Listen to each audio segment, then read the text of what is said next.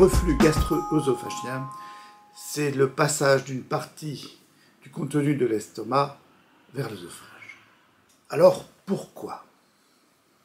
Pour deux raisons.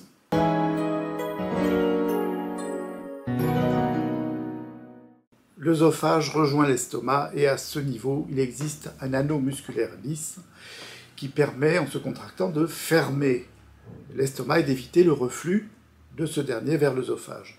On appelle cet anneau le sphincter inférieur de l'œsophage. Lorsque cet anneau est affaibli, eh bien, le contenu de l'estomac peut passer plus facilement dans l'œsophage. La deuxième raison est que cet œsophage, pour rejoindre l'estomac dans la cavité abdominale, traverse le diaphragme par un orifice que l'on appelle le hiatus diaphragmatique. Eh bien, si cet orifice est relâché, il peut se produire un passage d'une partie de l'estomac dans le thorax. On appelle cela une hernie hiatale. Et ces deux phénomènes, faiblesse du sphincter inférieur de l'œsophage et hernie hiatale, sont particulièrement fréquents dans la population, surtout si l'on avance en âge. Pourquoi est-ce ennuyeux? Parce que le contenu de l'estomac est très acide, mais que l'estomac, lui, est protégé par une couche de mucus, il est protégé contre l'acidité, ce qui n'est pas le cas de l'œsophage. De sorte que le contact prolongé de l'œsophage avec un contenu acide expose à des brûlures, à des ulcérations.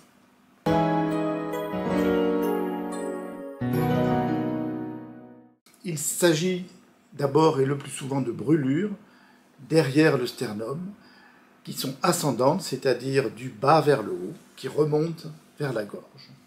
Viennent ensuite les régurgitations, c'est-à-dire la sensation d'un liquide chaud et acide au niveau de la gorge. Ailleurs, il peut s'agir de douleurs différentes, des douleurs qui sont derrière le sternum, on dit rétrosternales, la sensation d'étau, de serrement dans la poitrine. Mais là, attention, ces douleurs sont identiques à celles que l'on peut observer dans l'angine de poitrine ou l'infarctus du myocarde. Un autre symptôme évocateur est la toux matinale. En effet, le reflux se produit d'autant plus facilement que l'on est en position allongée. Or, la nuit, on est allongé. Et que le reflux ayant stagné dans la gorge, en se levant le matin, le liquide peut alors passer dans les bronches. Comme il est acide, il irrite les bronches, d'où la toux matinale. Il existe un test thérapeutique, c'est de prendre des antiacides pendant 6 semaines, en général des médicaments que l'on appelle des inhibiteurs de la pompe à protons, qui doivent faire cesser les symptômes.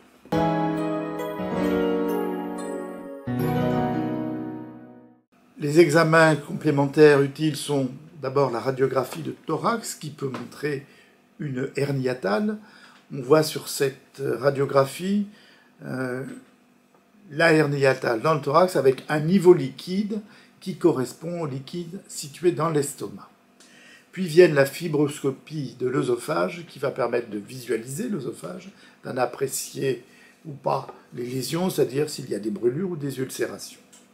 La fibroscopie, bien sûr, va apprécier aussi l'état de la jonction entre l'œsophage et l'estomac.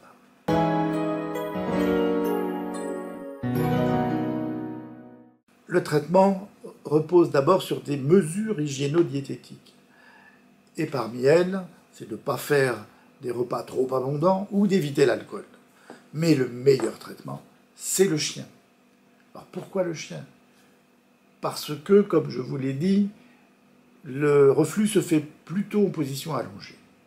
Or, promener le chien après le repas permet d'éviter de rester avachi sur le canapé, permet d'accélérer la vidange de l'estomac, et le chien est donc le meilleur traitement.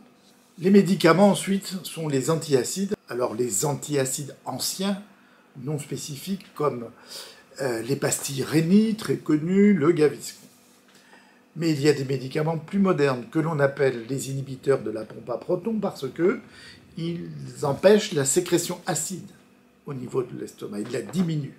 Les principaux sont l'oméprazole, le pantoprazole, ils se terminent tous, ces médicaments, par azole. Il existe évidemment d'autres maladies, plus rares, de l'œsophage, mais ceci, c'est une autre histoire. Alors bonne promenade.